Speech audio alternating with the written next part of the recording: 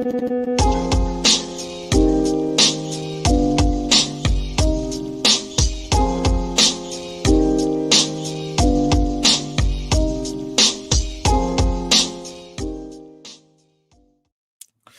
right, we are live on Christmas Eve with a This show was pre-recorded December 19th, 2024. Okay. You must have been reading the chat. I don't know how many times, especially when we're this show was somebody. Pre-recorded. Go ahead. I'm sorry. They'll be like, "Is this live? Is this live in the chat?" Shocking. Yeah. No, we're so professional that they think it's pre-recorded. That's the funny part. This show was pre-recorded. I can't even say it. I can't even say it too. But either way, Merry Christmas, Happy Hanukkah. Yeah, to everyone. And you know what? Hell with it. Merry Christmas. None of the Happy Holidays or Happy Winter or whatever. You know, Merry Christmas. Let me ask Happy something. Hanukkah. Is Happy Holidays possibly to say, and I don't mean this in a woke way, to say Happy Holidays because of the older holidays? Sure, and I'm fine with that. I never thought about that, but it might originally have been to. I think so. Instead of saying each holiday. Right. Instead of saying Merry Christmas and Happy New Year. Well, Happy Hanukkah. Happy Hanukkah and Festivus and Kwanzaa. Yeah. It could be, sure. But, okay. I'm trying to give them the benefit of the doubt sometimes, you know. No, okay.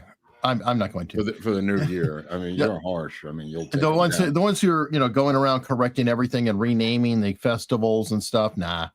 Well, speaking of what is it, Mount McKinley up there in up there in Washington State, Denali, right? So what's going to happen to the vehicle? That was named Denali. Are they going to have? It's going to be called the McKinley.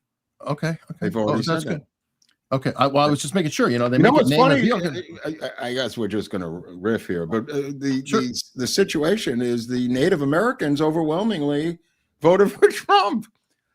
I think he won the Native American vote. I'm not sure. I thought I read that. He made gains. That's the thing. Okay. He made gains in every category. He didn't win every category. For example, he made gains in blacks, but he damn sure did not win blacks. Well, if anybody in the chat knows the split of Native American Harris versus Trump vote, I've yet to see it. So if anybody knows the actual split, please put it in the comment section down below after the show or now. Well, there's a push by Native Americans to get the Redskins back too. That would be great. What about the Kansas City Chiefs? Are still the Chiefs though?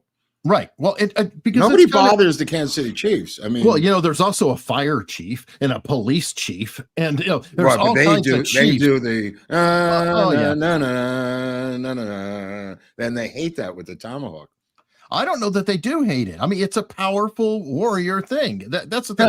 Why did they name them after that? Because they're weak? No, they named them after that because it's powerful and strong, like the Braves. Dude, I remember when Jane Fonda was doing it with Tim Turner in the Braves World Series against the Cranks. There's video out there on YouTube that must make her cringe.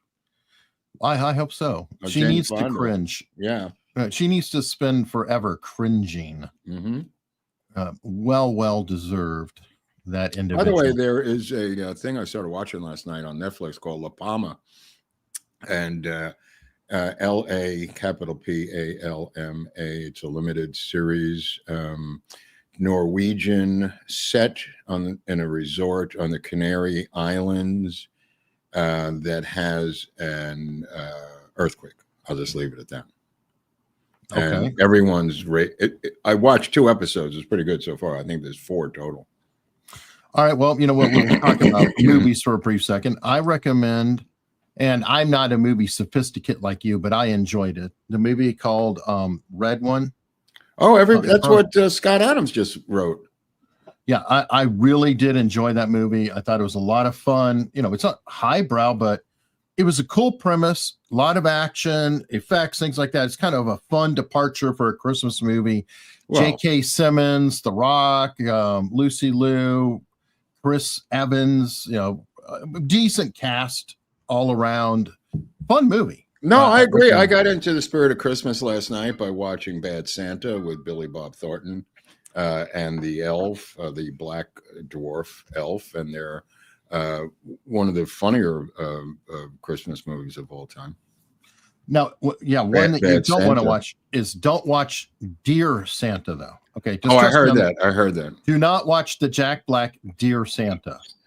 Dude, Get your did you time read back. that thing about Christmas Vacations where Chris Columbus had to meet with Chevy Chase? I read that this morning. And Wow. Wow.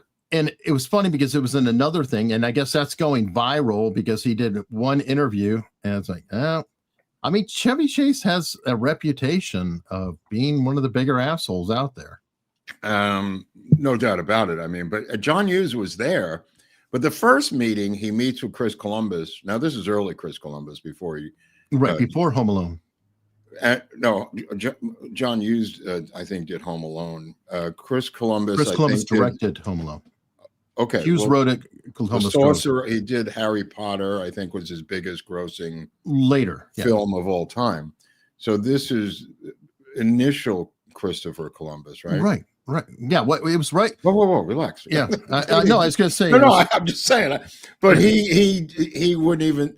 The joke was pretty good. He sat there, according to Chris Columbus, Chevy Chase sat there for 40 minutes while they were discussing, or he was discussing the movie on one side, Chris Columbus. And Chevy Chase all of a sudden interrupts and said, I thought you were the drummer. Yeah, he said, you're the director? He says, I thought you were the drummer. And then it goes silent again, and then he gets up and leaves. Anyway, I just thought it was typical Chevy Chase. Right. Well, you got to give it to Hughes because that was actually Christmas Vacation that he was being interviewed for. And he went through another meeting with Chase, and Chase ignored him. And he told Hughes, he's like, I can't work with Chevy Chase. I just can't do this. And Hughes said, okay, well, here, take this script, and gave him Home Alone. Yeah, well, John Hughes worked at Lampoon right before me. He wrote those as articles of National Lampoon magazine. Christmas Vacations and Vacation 1958 were articles that were written before I became an editor at National Lampoon, and then Hughes went on to direct a Vacation and write Vacation from his own article, John Hughes. And then the rest of the stuff, Breakfast Club, I think, and some other Pretty Pink, Breakfast Club, 16 all of those Day Off. Yeah. All those Brat Pack films were John Hughes, but he was an edgy cat when he was at Lampoon. And those are edgy films. I mean, Christmas Vacation is obviously a sequel. The guy who did end up directing, and I think was killed right after the movie with an execution because he was never heard from again. If you look up the guy's name of the actual director of Christmas Vacation, I don't think he ever worked again. You know what? As a matter of fact, I think Chevy Chase. I read the book Wild and Crazy Guys, and it kind of went through all the different stories. And I believe that might have been the movie that the guy just went with whatever Chevy Chase told him. Oh, I'm sure he did. I had never even heard of this guy. Even reading this article, I didn't remember this guy's name because I don't think he ever worked again. In the article, they have his name. I go, who the hell is this guy? But yeah, I mean, it was not a very good Christmas movie, which is what we were talking about. No, but one Christmas movie that is considered the greatest Christmas movie by many counts, sadly has been destroyed by the same Amazon Prime that has Red One, unfortunately. Well, that's why I said to people, by the way, this is in the public domain, but that's why I recommend that people get DVD copies of this thing, because Amazon, in its infinite wisdom, decided to cut out a portion of the movie where Jimmy Stewart's about to kill him. Should I say that? Or off himself? And then the angel comes and shows him what the world would have been like without him. And this inspires him to be reborn. And they decided that was a little too risque for Amazon and for the movie. So they cut it all out. But they didn't make an announcement. They don't show you on the screen. It's just some Orwellian gutting of one of the classic American movies of all time. It's a Wonderful Life. And I strongly, again, for the 9 millionth time, tell people that they have to get these things on DVD. You don't even know what you're not seeing. If you were a younger person watching It's a Wonderful Life, you would never know this scene was removed. And it is the core of the film. Yeah, it's the whole point. Yeah. It's like, yeah, they don't care. Well, they don't care what your point is. Nope. Right. Because it's indoctrination. It's not actually entertainment. Well, I think this movie may be in public domain, which is even more egregious. Oh, I agree. Because they're going to do their own cut of any film, public domain or not public domain. They've decided that they're going to cut films the way they want to cut them. Yep. And as this individual said, have it on DVD. Yeah, you got to get everything on DVD. I'm sorry, you don't know what you don't know. I was telling Eric about the Frederick Forsyth book where they cut out all the Marxist stuff, the Fourth Protocol.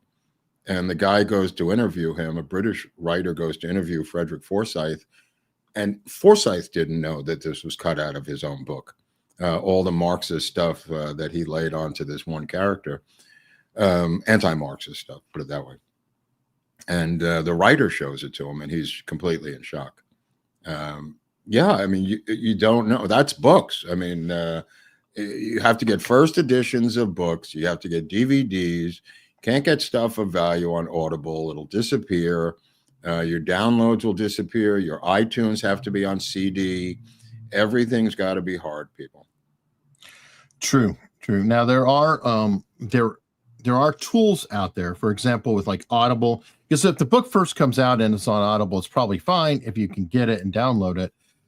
There are tools that you can back up and have your own personal copy, and I'm being very specific with my language, of an MP3 that you can save on a hard drive. So that is another way that you can do it if you don't have the space or whatever, or you can rip your own DVDs into a hard drive for yourself, etc. as another option. Speaking of hard drives, I think if we pursue cameras in the classroom, they could be put onto hard drive, the actual recording of the classroom, because I don't think you have to go in there and change it every day, like people were thinking about with, like going into a supermarket. No. Or you just have it cloud connected, which is in essence the same thing, but you could have a NAS device, or you could have cloud or whatever it is, and just cycle it over. Or even depending, you could have, because it doesn't take as much space as you think. Right. You could have like 30-day running recording, and it just overwrites after 30 days and just cycles through. You don't necessarily have to keep everything forever. My original idea about cameras in the classroom was to stop sexual perversion, or at least put the threat out there that you're being recorded. And people always idiotically, respond going, "Hey, what if they're not doing it to them in the classroom?" That's, of course, not the point. The point is that they know they're being recorded, and that does put a damper on their, even though some of them do things in the classroom to these kids. It would just really drive a stake into a lot of their crazy crap. But the second thing I thought of last week about cameras in the classroom nationwide, and I hope Trump picks this up and begins to roll with this, with McMahon and the dismantling of the Department of Education, could issue guidelines about, as they're dismantling the Department of Education, they could issue guidelines nationwide and statewide to put cameras in the classrooms. And one of the side benefits, Eric, would be to record, and I hate to say this, but school shootings. To actually have a physical recording of whatever the hell transpired. And I don't mean that in a gory way. I just mean that in a legal way. Yeah. Well, on that point, you may want to have cameras in the classroom and the hallways. Yeah. As well. Obviously not the restrooms, people. Don't go crazy. Why not the restrooms, Eric? Why not the restrooms? You get back to me on that one. Anyway, I say no on the restrooms, but definitely the hallways, and I didn't even think about that. So I never could be watching and suddenly see somebody going down the hallway and going, "Oh, call the police, lock it down," whatever. Well, it doesn't mean someone's got to be watching it like it's a Vegas nightclub. You know what I mean, from overhead. But the recording of it can help to at least piece together what happened, or at least prevent a kid from thinking about doing it, knowing they're being recorded. Oh, there is that. And actually, you don't have to have a person watching it. This actually could be a good use of AI, Mark, where AI could be monitoring all these different cameras, and if it sees particular pattern of behavior, it triggers off an operator to then go look, walk up and go, "Oh, okay, that's nothing. That's just an artifact." Okay. Or, "Oh shit, whatever it something's is, going on right? here. You know? Whatever it is, we have to have this dialogue. And I came up with this idea like 5 or 10 years ago, and maybe someday it'll come to fruition with the Trump administration. Hopefully, that there's multiple benefits. Is all I could say at this point, other than stopping sexual predators in the classroom. There's other benefits to this that I hadn't thought of before. But you mentioned AI. Eric sent me this thing on Grok, like he put my name in Grok, and it came up with my my limited bio as a man. And then somebody countered with something other I never heard of called Copilot. Is that a competitor? It's ChatGPT. Microsoft calls it Copilot, but it's ChatGPT that they're paying for. So is that a better one or a different one? Or it's different. Okay. The Grok one I just thought was funny, and that's why I sent it to you. Yeah. The Grok is being driven by your interactions on X. So you're obviously much more political. You're throwing things around. The other one that they sent you is scraping the internet more and finding things like your crooks and liars profile and other other places in the rounded. That seemed much more rounded. Right. Well, one was funny and one was just reasonable. Reasonable is a good word. Yeah. Wow. So, but they're getting better and better. I mean, I've used it to say, okay, shoot, I got to have a bio for something. Write me who am I? Write me a bio and for yourself. You're talking about. Yeah, why not? I don't know. It's handy to kind of go, what would be a good order to write what you have, different channels, different things like that. And you sometimes forget things. You just edit it. You delete. Did they say, by the way, speaking of editing, did they say why we were demonetized on Friday? Was it because of the drones? I don't know. I don't know why on Friday. It could be that. It could be our guest. It could be anything. But yes, Friday's episode, demonetized, held up on appeal. I didn't even know it was demonetized. It was fine for like a day or so. And then all of a sudden I have looked and I was like, oh, damn it. So I appealed it and they said, tough cookies, pound sand. They didn't say what it is. No, all right. We got to go to the FCC. This is out of control. By the way, Alec Baldwin, Eric, is free as a He's bird. A free man Merry today. Christmas to Alec. Right. They overturned or rejected the appeal of the prosecutor, I guess. They withdrew it. The prosecution just withdrew it. For Christmas or? Probably for exhaustion. I don't know. I mean, it was obvious that she lost. And then she appealed to the judge, and the judge said, no, tough shit. Yeah. And then she appealed the judges up, and there's a certain point that it becomes a little unreasonable. However we feel especially when the fix is in and we put the fix in, we don't want you to appeal the fix. Exactly. Exactly. You're making people aware that we put the original fix in to get rid of this case. Right. And it looks bad on her because the way it got tossed out was humiliating. So that looks like her, just aggrieved and whining, which I don't know if that's she is a whiner. She was an amazing whiner. She's a very strong personality. Is that the way you're going to leave it? All right, let's see what's in the news. All right, well, let's start this crap. We got to finish up with our or continue. You sent me some clips.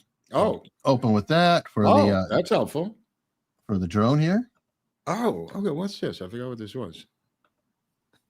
Did I shoot this off my TV? NFL is raising concerns after a month of suspicious drone sightings. Kathy Lanier, the league's chief security officer, says threats, incidents, and incursions by unauthorized drones over NFL games surged from 12 in 2017 to more than 2,800 last year. And Lanier wants lawmakers to do something about it, saying, quote, with the nation's attention now focused on drones, we again call on Congress to protect critical infrastructure and mass gatherings such as major sporting events, unquote. My next guests are exactly the folks the NFL is calling on to act. Democratic Congresswoman Chrissy Houlihan and Republican Congressman Andrew Garbarino. They want counter-drone legislation included in the new spending bill. Members of Congress, thanks for joining us. And it really breaks down. This is again the call for legislation breaks down along party lines where Democrats are calling for legislation, and Republicans are calling for sanity regarding the drones, transparency, and explanations. The Democrats quietly are saying don't believe your own eyes.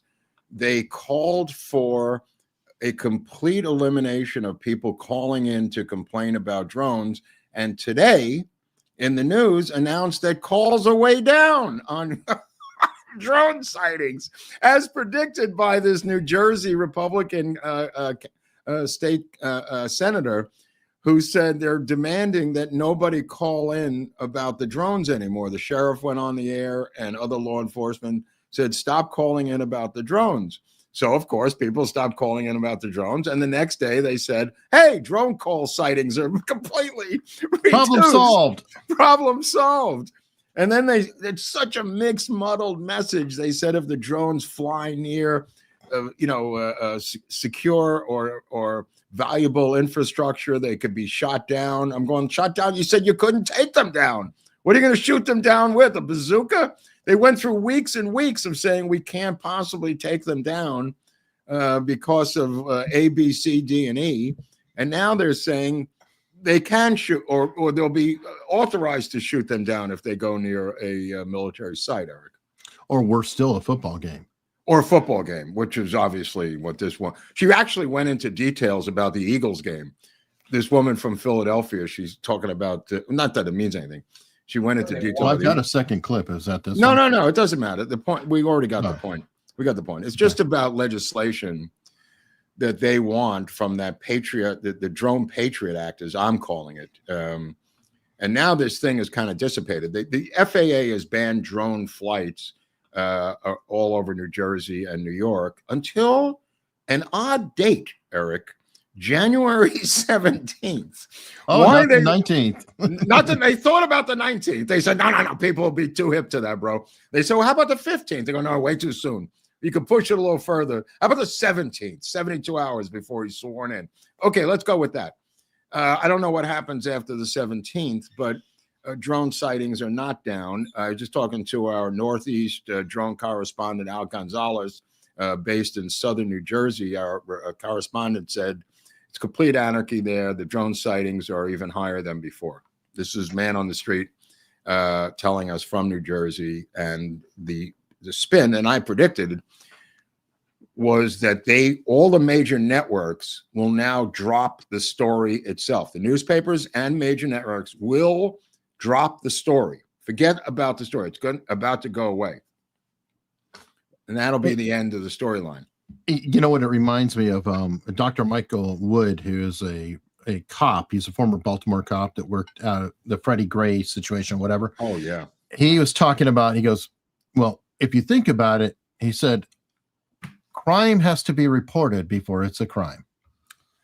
So one of the quick ways to solve crime is you just don't report it. You don't, no crime happened. Or in California, you just make it legal. There's a great video, 2 black teens who were caught in Orange County. Oh, that was so beautiful. I don't know if you have that clip, but maybe by the end of the show, they're sitting in the back of a police car being videotaped, and they're in handcuffs. And the chick says, this bitch ass county just changed the law. And she goes, what? She goes, yeah, here they're going to put us in jail now. And they're like so embittered.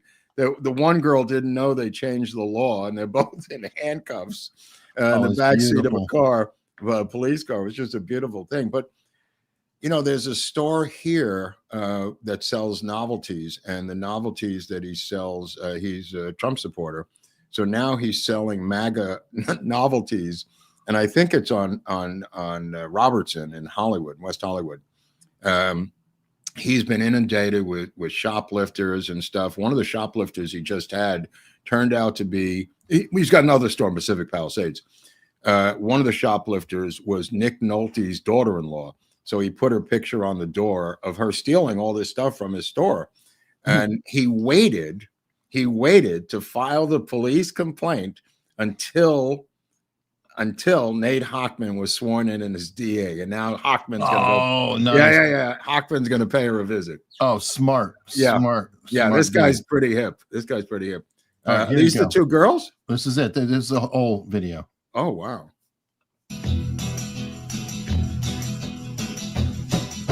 You keep saying. All right, I'm not going to do the music for obvious reasons. I don't know what that is, but well, the music will get us claimed.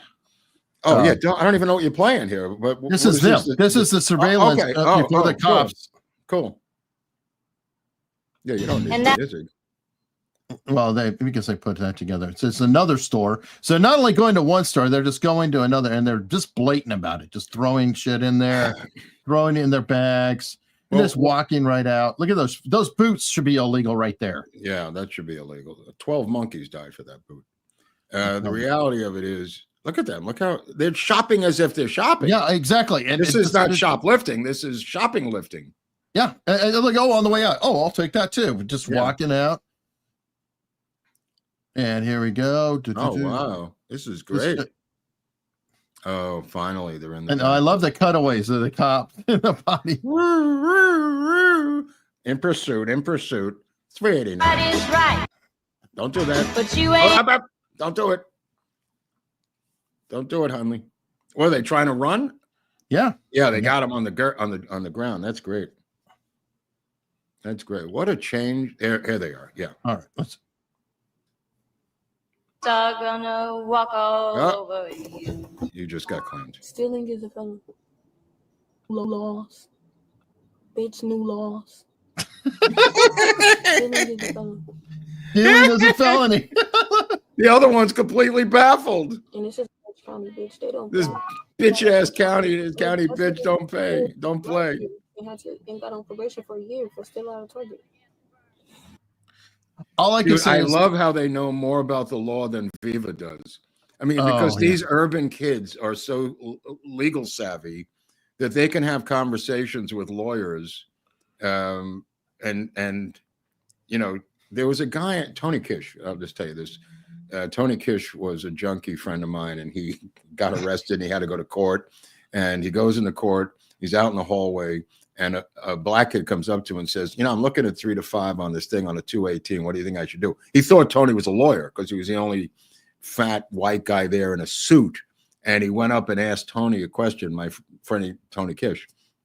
And before he knew it, he had a crowd of like 12 different young black teens around him waiting to ask him legal questions about their particular cases in New York City court downtown. I always got a kick out of that. wow. I don't know. Okay. So this store owner, I'm sorry, I just want to add this one thing. The store owner, to answer your, or to add on to your statement before, the store owner was talking on the news saying that he doesn't file claims for the shoplifting because they don't show up. And if they do show up, which they did in this particular story, the police showed up. They told him to his face to file a claim with his insurance company. Okay, so that's been their go-to statement for the past 4 years.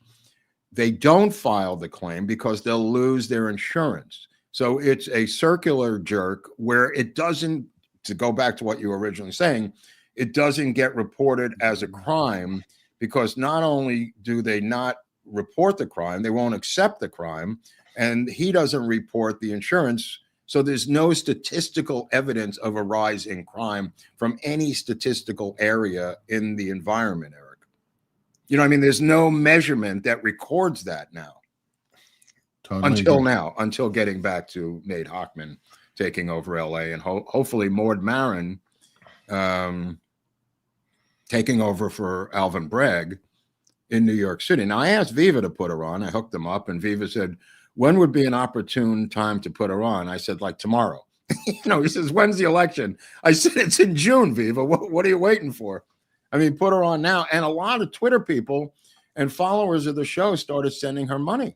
Mm-hmm. I put up a link to her thing, and Eric maybe will put it up on Locals or somewhere where you could send money to Maud Maron's campaign. If you've got a big mouth complaining about Alvin Bragg going after Trump, now might be a good opportunity since the primary is in June in New York. It's maudmaron.com.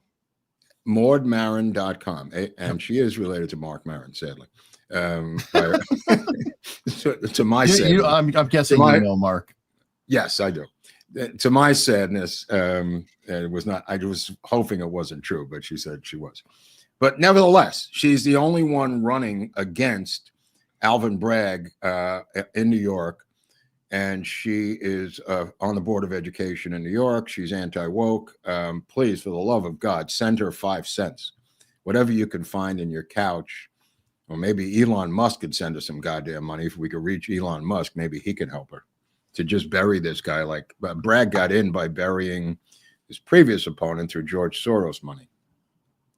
Could be. Really quickly, as I was trying to say, the that bust with those two in the back of the car should be held up with that law that you just voted in as an ad. Right. You know how Trump was just taking Kamala's statements and just saying, boop, here you go. This is her statement as is, and put it out saying, I'm Donald Trump. I approve this message. That's right there. He could be, I'm Nate Hockman. I approve this message. Okay. Well, ironically, that was Orange County. And Orange County has a campaign on the sides of LA buses to taunt LA County, saying we prosecute all crimes in Orange County. And she was saying this bitch ass county prosecute, and it was Orange County. It wasn't LA County. All right, well then there we go. The Orange County DA needs to use that as a commercial and say, I'm such and such, and I approve this message. Right. Because it's written for them. We interrupt this broadcast though, because Shane Culkin gave us Culkin extremely generous $100 super chat. Love your JFK shows. Big fan. Patiently waiting for the Cliff Carter episode. Merry Christmas, guys. First of all, two things. First of all, thanks. This is Cauley Culkin's younger brother. As many people know, Rory Culkin is his brother. I'm half kidding on that. It may be true. Who knows? Cliff Carter deserves its own episode. I don't know if I could get enough information on Cliff Carter. He really was, in a lot of ways, the aide de camp of LBJ for many years, and really his enforcer. I don't mean that in a physical way that Matt Wallace was. I mean, Cliff Carter was really the guy you didn't want to hear from LBJ. I mean, I just have to assemble enough stuff on Cliff Carter. There's just not much stuff there. Okay. But thank you very much, thank Shane. you, man. That is super, super generous. And we do deeply appreciate it. All right. Well, we're talking about scams and robberies and everything else. I don't know it. I'm going to probably have to explain some of this to you, Mark, because I don't know if you follow it all. It wouldn't be the first time. This is the biggest scam in YouTube history, potentially. Okay. And it's about the Honey browser extension. Now, if you've been watching YouTube videos for a while and different creators, you've run across the whole get Honey, and you can save money because they're going to find the best deal for you when you go to a cart, any site you're on. It will check for the best deal, and if you don't have the best, deal, it'll tell you. You can choose it, or you can get money back. But here's what's happening. Honey, as a browser, is stealing affiliations from creators, it appears. And how this scam works is like this. Okay, you know how you and I we've done the wellness company /Eric or /AUS or whatever. We recommend a site and a product, and we say, here's a code. That is an affiliation code. And when people go to buy something from there, we'll get a small kickback from it, or whichever creator is putting it out there. What Honey does is, because it's a browser extension, anytime people go to, quote, buy something, Honey will then replace the cookie. There's something called a cookie that's put in to the site saying, hey, Eric and Mark sent you here, so we're going to give them a kickback. Honey will swap that out with their own cookie. So as a physical parallel, it's kind of like, let's say you're at Best Buy and you want to buy a TV, and Pete, the salesman, is helping you. And you go, okay, I'm going to get this TV. And you go to the register and they say, hey, did anybody help you? And you're like, yeah, Pete helped me. But Sam at the register just punches in their own code, and then Sam gets the commission. That's in essence what Honey is doing, it appears. So I'll tell you another one, which, you know how when they check your bags at the ticket counter and they say that's too big, you're going to have to check it. They get $10 a bag for every bag they can rip out of your possession at the boarding gate. I'm talking about the boarding gate. I think that's $10, $10 a piece, all day long as an quote unquote incentive program, Hunley. Yeah. Wow. This is a good story that you have there. I wish I knew enough to talk to you intelligently about it. But as a boomer Luddite idiot, I can't have a conversation with you about it because of my own ignorance. Okay, well, I bottom line is believe everything you said. Everyone, please consider removing Honey, the extension, and remove it from the browser. You're actually harming people and harming companies. It's that bad, and it does sound illegal. I really would like to see if the Justice Department or somebody can look into it, because Honey is owned by PayPal, who are scurrilous bastards anyway. Whoa.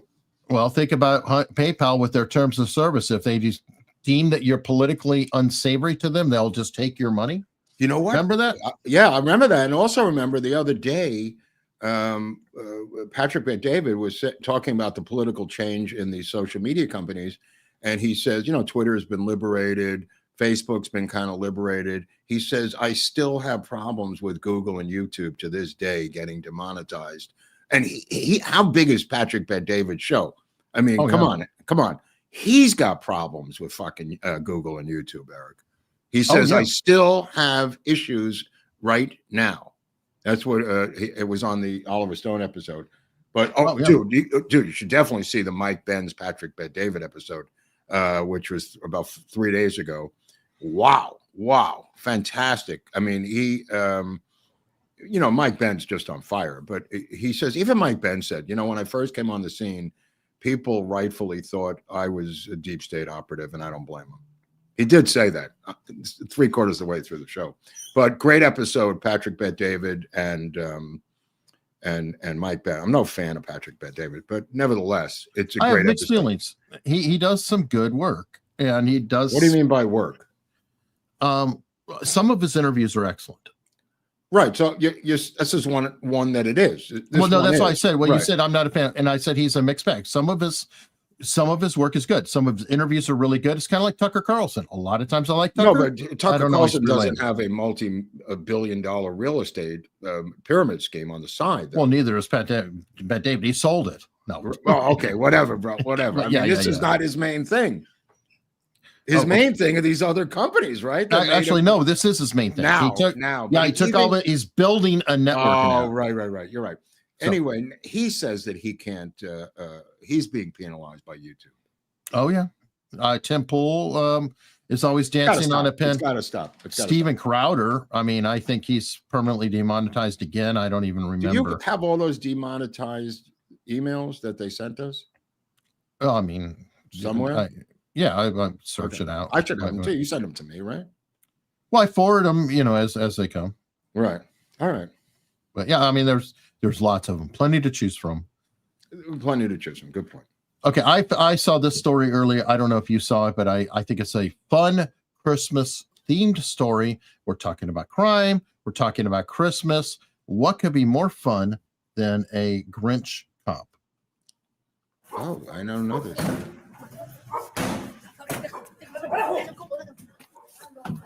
Oh my God! Why is he wearing that outfit? This has to be Mexico or something, right? Peru, I think it is. Yeah. But you gotta love weird. it. Why is he dressed like? Oh, he's dressed like a Grinch because he's ruining their Christmas. Yeah, it's a drug bust. Hey, that was mine. What are they doing? This looks like it's recorded and set up. It's just too.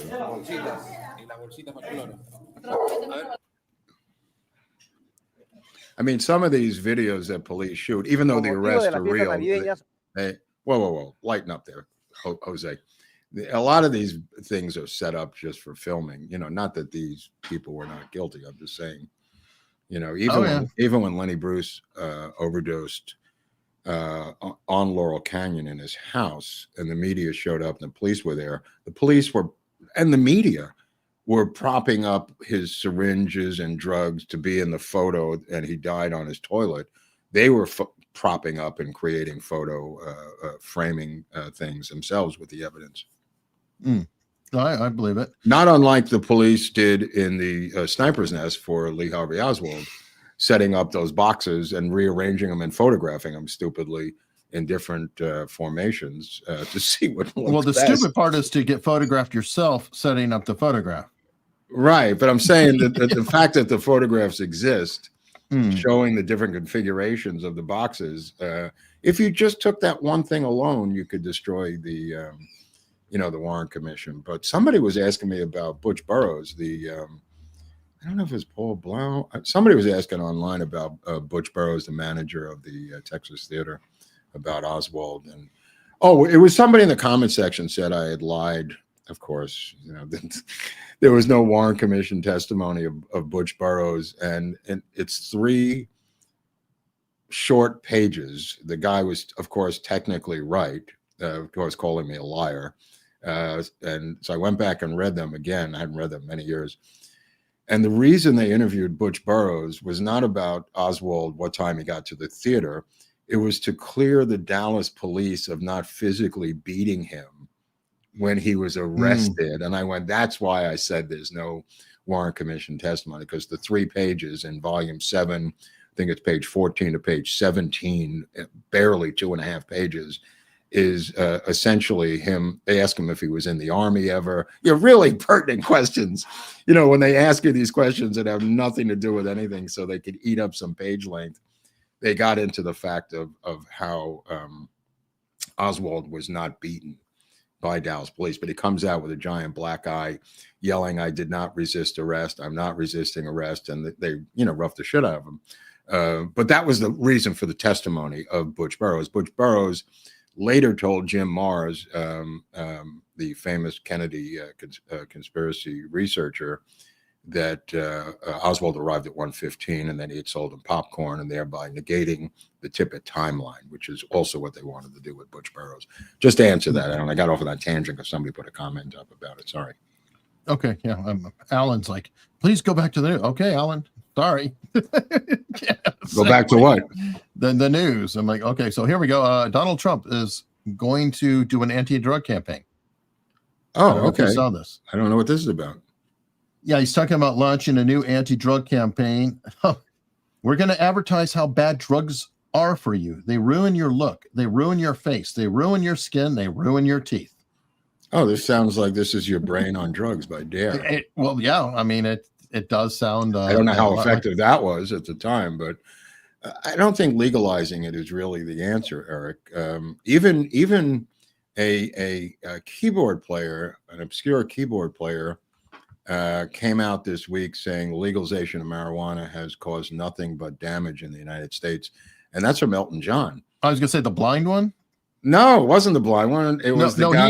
He is blind. He's come out saying that he's been saying that for years. He's been saying, I talked to him. He didn't seem blind to me, but he's got, I'll tell you this right now, the greatest wig I've ever seen. I think they shaved human baby hair in Thailand to build him the wig that he wears. I was as close to him as I am not to you physically. I mean, literally inches away. And I just kept looking. And then I was in back of him in a room, and I was shocked how great that wig is, how it looks like human hair, which it is. I'm just saying it just looks perfectly like his own. But nevertheless, he came out and denounced the legalization of marijuana in the United States.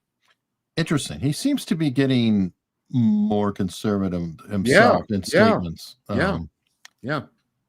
Actually, on that note, you knew Carlin. Was he still a raging atheist and pro-drug? Not at the end. No, not at the pro-drug. No, the drugs went out way before that because of whatever reason. But the atheism went out the window. I want to say the last 3 years of Carlin's life, he came to believe in God and talked openly to me about God, and that's, my personal experience with Carlin. I don't know if he went public about it, but the atheism went out the window the last 3 or 4 years of his life. Well, I'm just asking because I would think it would have been hard for him to talk about God because he was such a known atheist. I mean, that was a big thing. You wore it on his sleeve. Like, I'm an atheist. God is dumb, blah, blah, blah, blah. No atheist in a foxhole, Hunley.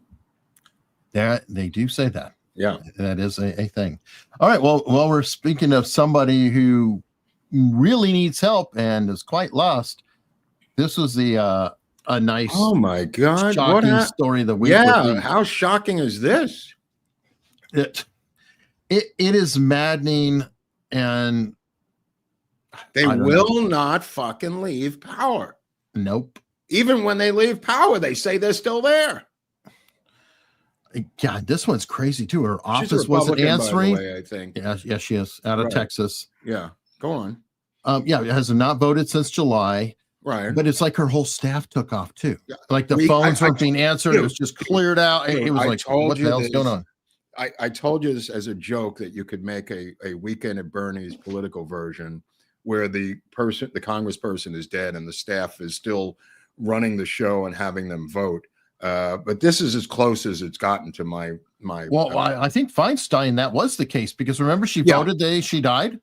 So it's like, Right, whoa, right. how'd that happen? Right, Yeah, but I think I pitched this movie at one point that the person dies, a male congressperson dies, and the vote is really important, and they do it, with good intentions at first, and then they go, you know what, we got that budget bill coming up, Bob. Why don't we keep this going? And it becomes like Weekend at Bernie's, and they keep them alive in the office, to a certain humorous hijinks. Well, that's kind of Dave.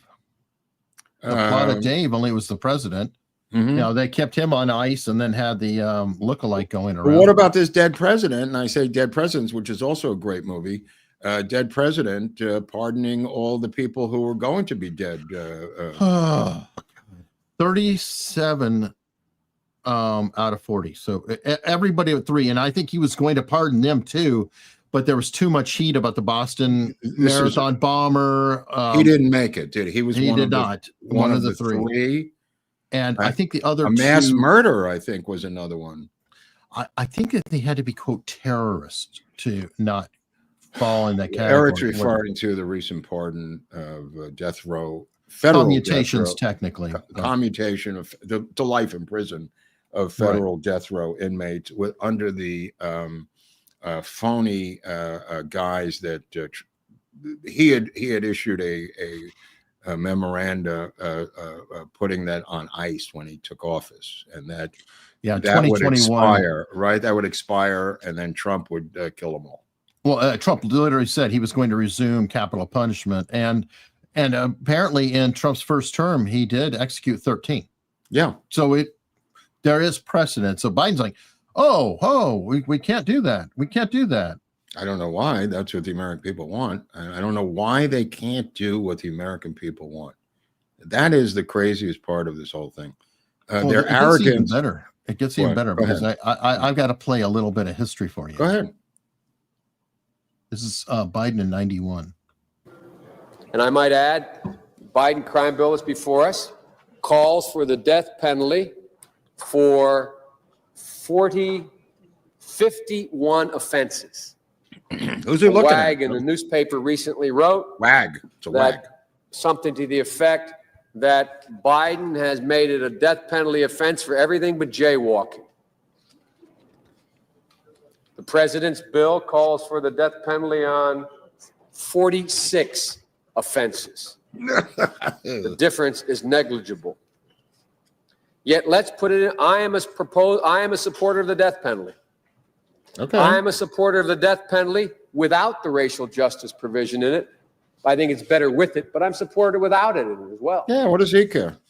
He's the So he president. loved the death penalty, Mark, until now. He's also the president of the Hair Club for Men.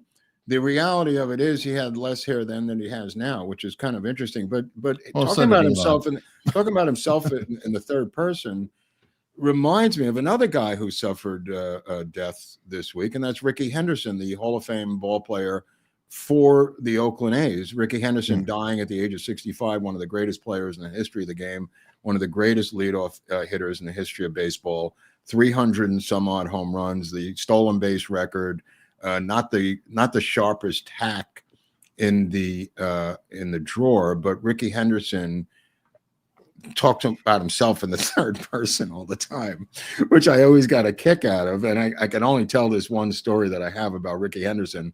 Ricky Henderson later got traded from Oakland to the Yankees. He played for the Dodgers for 2 minutes also, I think, later in his career for a brief period of time. But the bulk of his playing time was on the Oakland A's. but he was on the Yankees, and we had a box. National Lampoon had a box near third base on the third base lines in second row, a little bit in back of third base, old Yankee Stadium, and they were changing pitchers, so there was a delay in the game and blah blah blah. And the ball boy for the Yankees, some kid from the neighborhood who was wearing a Yankee uniform, was a ball boy for the Yankees, and he came down by third base, and he saw a kid in the first row who he went to high school with. Who he was in high school, the kid himself, and it was a neighborhood high school right there. I think it might have been George Washington High School, where Manny Ramirez went to school, which is a side story. Anyway, so he starts talking to the kid who is his friend, and the kid sells him weed. During the transaction, he sells him a dime bag of weed. And we're sitting in the second row right in back of him, cracking up. What do we care? He's in a full Yankee uniform, the kid, and he's buying weed from this friend of his who's a drug dealer, his same age. He must be 17, in the first row. So Ricky Henderson waddles over and says, "Hey, what's going on?" And he looks up and he goes, "Hey, give Ricky some. Ricky needs some stuff too, you know." And he starts talking about Ricky in the third person. So the kid gives Ricky Henderson a joint, who tucks it in his pocket and goes back to third base, where he was on third when they were changing pitchers. That's my Ricky Henderson personal story. Wow. And of course, rest in peace, Ricky, one of the great baseball players of all time. In the Hall of Fame, first ballot Hall of Famer, no higher honor than Ricky Henderson, first ballot Hall of Famer. Wow. All right. Okay, I pulled this up. I don't know if you saw this, but you know that Scott Pressler is going around. He's looking at New Jersey. He posted this on X, and I thought it was very interesting. He's saying, "Hey, I know it's important to bring our conservative message to blue states, but if just 25,000 New England Republicans move to New Hampshire, you'll win 4 electoral votes, pick up 2 House seats, and 2 Senate seats." Interesting. And he has the numbers here. Look at how close that is. Well, if that was a repeat next time of if they had moved there, you're saying this.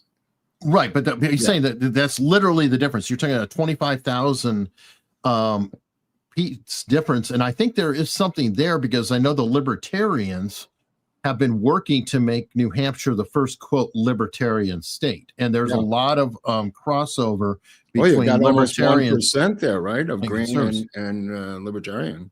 That's almost 1% of the vote. Yeah.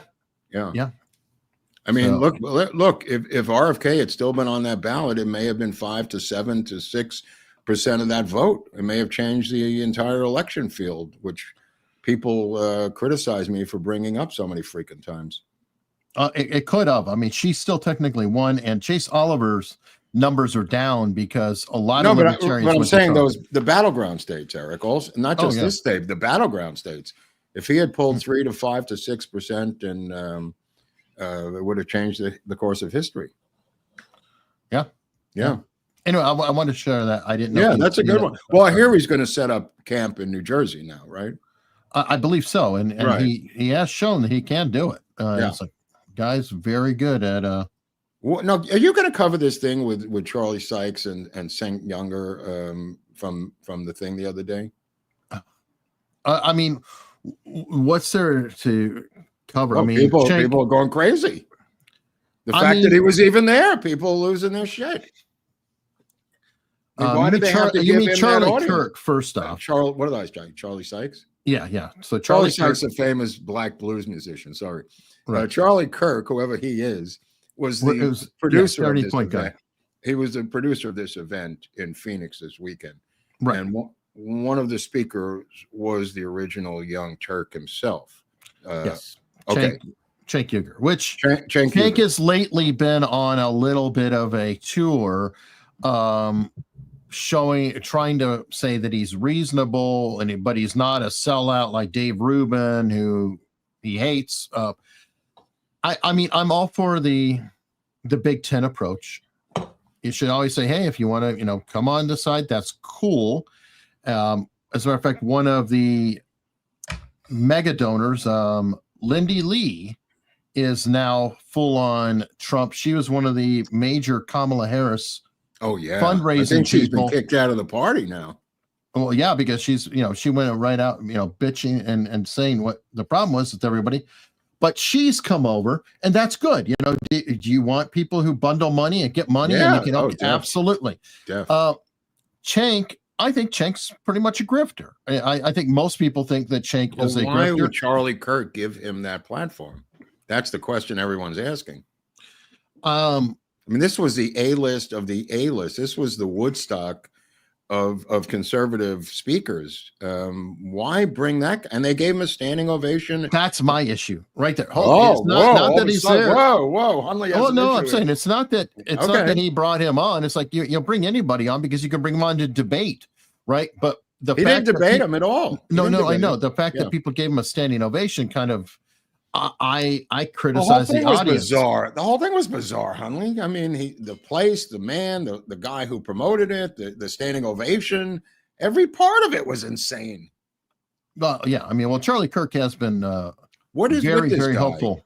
Well, he's a young Republican operator, and he was a major player in helping Trump.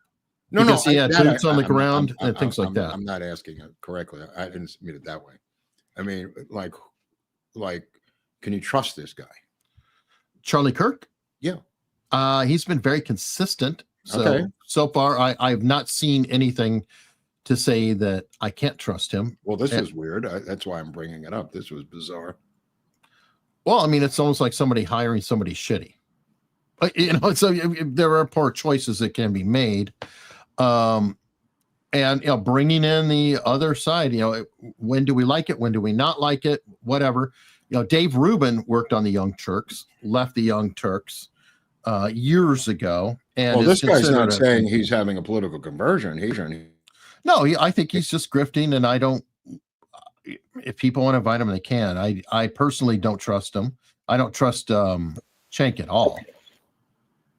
And by the way, folks, as you hear Mark playing with the microphone, Mark is getting a new computer. It's soon. It's going to be configured, and we will. They're building it as we discussed.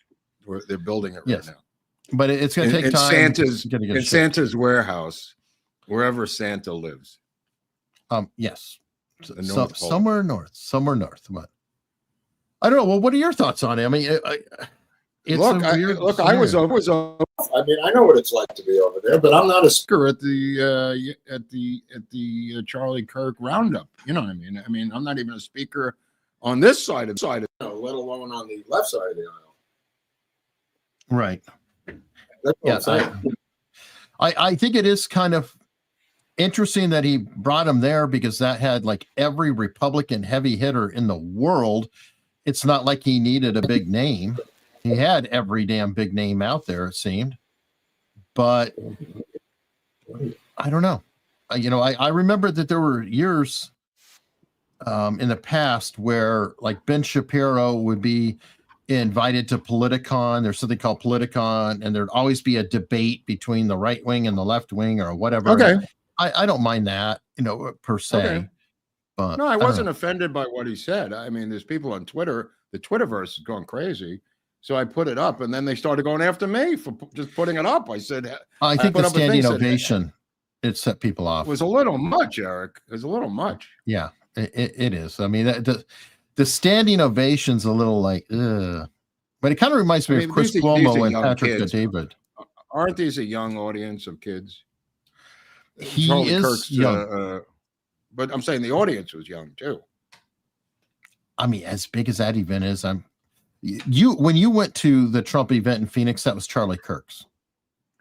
Right. No, they're all of them were Charlie Kirk's, or the ones in Arizona anyway. Yeah. Right. So, and that's a pretty, wide. Now, what about him running for governor of Arizona? I mean,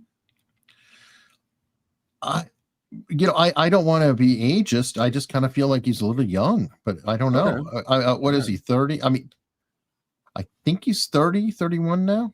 Okay. But, and I don't know. He is very smart kid, or, he's a very smart guy, very politically tied. If he's competent and he can, okay. But I think it's going to be a challenge. Well, you should listen to Mike Benz's explanation of Arizona, because it's fascinating. and it all how it's a deep state operation, the whole state coming out of Arizona State University, and how it's a CIA-run state, run by Stratfor and other entities. In fact, the whole cyber censorship area comes out of ASU. There's an entire division of ASU dealing with cyber censorship. I can believe this goes beyond McCain. This goes beyond McCain and beyond Barry Goldwater. They're entrenched there, and that's why Lake could never win anything there, and nobody can, based on what Benz is saying. Okay, well, somebody just in the chat said cartels too, and that I thought it was cartels, but what Mike Benz goes into an incredible deep dive on the deep state running Arizona. I understand, but who are the number one friends of cartels? I don't know. CIA. How much involvement throughout history have we seen CIA? Well, Mike with, Benz, Pablo Escobar and everything else. So I'm just saying it could be on both ends and still tied to CIA. Mike Benz's explanation of the CIA is different than most people's. He believes the CIA is merely the tools of the State Department and the Pentagon, whichever needs them at a given time. They're really the hitman and not Tony Soprano. They're the guy that Tony Soprano sends to whack someone. A whole different take. If you listen to Mike Benz, and I've listened to him in a number of interviews, he goes into detail that the CIA do not come up with any plans whatsoever. They merely carry out these plans by the State Department or the Pentagon. And those are the two entities that control them. And he's emphatic about it. And now Marco Rubio, which is scaring the shit out of me, is going to run the State Department. And that's terrifying because the State Department is really half of the empire's darkness. You know, the Pentagon's one side, the State Department's the other side. And that's why Mike Pompeo and Hillary Clinton and others want to run the State Department. It's not about having peace talks. It's really about carving up the earth. Yes. The Rubio one makes me it's the most nervous pick that Trump made is Marco Rubio. Okay. Well, I'm sorry. Now, I don't know who's going to take that Senate seat now because Laura Trump has been boxed out by DeSantis, who refused to appoint her. Well, from what I understand, Rich Barris broke the news on here that he wanted Laura Trump to run for Senate in North Carolina. Right, I believe. Oh, right, but this is a political appointment right now in Florida, and DeSantis told her, apparently in no uncertain terms, privately, that he was not going to pick her, and he has his own pick. So she then announced that she will not be seeking the Florida pick. But I thought originally it was her choice. It's not. It was DeSantis's choice. And I don't know if it was Barnes or somebody was talking about how stupid this was for DeSantis. It might have been Patrick Bet-David, how he could have gotten back into the good graces of the Trump people and decided to drive another stake into his own back by doing this. It could be, but I think that was that whole SecDev thing. But then again, there is also Matt Gaetz announcing he might seek that seat. Now, what he was talking about the election of the seat. He mentioned it twice, not the appointment, the election, which comes later. The appointment comes first, and then you have to run for election when the seat is electable. That's a separate election, Eric. Unless you're appointed, and then you could do both. Yes, absolutely, you could do both. But the percentage of both winning is rare. Oddly enough, it's not a shoo-in to win. In fact, the American people, according to experts, do not like it. They don't like to vote for the appointed person. There's something about it where it's 75% of the time the appointed person loses. Well, I mean, it's more than 75% in Ohio, by the way. The amount in Ohio is something like 85% the appointee loses. Probably because of the cronyism and the people who live there are like, oh, God. Yes, absolutely. They know who the people are, and they're like, okay, this is dirty. DeWine is going to do the same thing. He's appointing Mellon, from what I understand, the Mellon family. Some wealthy Mellon head is going to be the senator appointed by DeWine, from what I understand. no MAGA person there. Fair enough. Fair enough. Okay, here's a good explanation. This guy, Helton Fasterman, whatever. Charlie brought Cenk on because now more of Cenk's audience will be open to Charlie's. Nobody who voted for Trump can Cenk. Okay, that's a fair point. To get some of Cenk's audience to actually start looking over there, that is useful. Okay. So, I mean, I do want to go into this. You said, wait, what happened to the Festivus thing we were going to do? Oh, we're going to. Oh, okay. This also involves money. Okay, go on. Because I got different graphs that are here. Okay, okay. So this one here is on Wikipedia. Oh, this is a good one, Eric. This is a good one. I had no idea this CIA. I did not know these numbers. I knew they were numbers are scurrilous, insane, horrible bastards. But yeah, literally 50 million. And by the way, I used to donate to Wikipedia every year, and we stopped a few years back because it was like there's something shady going on here. But every year, like Leslie was even saying earlier when I showed her this, it was like I was feeling guilty. Now I'm glad. Right, $50 million out of their entire $177 million budget for DEI. Yeah. And meanwhile, there's quotes of the CEO, literally talking about how truth is not the first thing they're worried about. It's the and I'm like, man, I can't stand it when they Dude, we have to get rid. We need a Trumpopedia or a Muskopedia, some competing Wikipedia thing to them that's similar in format, that has the truth through Copilot or Grok or whatever, ChatGPT, that's not woke, that could allow this to happen. They swarm with editors to re-edit stuff, and a lot of the swarming comes out of a floor in Langley, which is CIA run. I have an entire floor at Langley just to deal with Wikipedia, folks. Next time you look at Wikipedia, I'm afraid that ChatGPT will replace Wikipedia as the lazy fat fucks go to debate me. You know what I mean? Because many times people go to Wikipedia about JFK, and I just sigh, going, really, bro? Our dependence, our lazy dependence on these things is really painful to me. But nevertheless, I hope this helps to clarify who Wikipedia is and why you shouldn't use it. Oh, 100%. And Larry Sanger, who is the co-founder of Wikipedia, has been working on alternative projects over the years. Cool. So as a matter of fact, he's been on with David. Cool. Viva. And couple quick drops though. Ford, GM, both donate $1 million to the Trump inauguration. And as of today, Toyota is donating $1 million to the Trump inauguration. And I think Toyota might have been the first of the automakers to eliminate DEI. Yes, but Toyota, a couple of other things. Toyota made it a point of stopping to donate anybody who denied the election. So they have not been giving any donations for 3 years now. And suddenly they're coming to Jesus. Wow. Time to come home to daddy. I think that's a very, you know what nice I watched last see. night, which is really good? Annie, which was the movie of the play.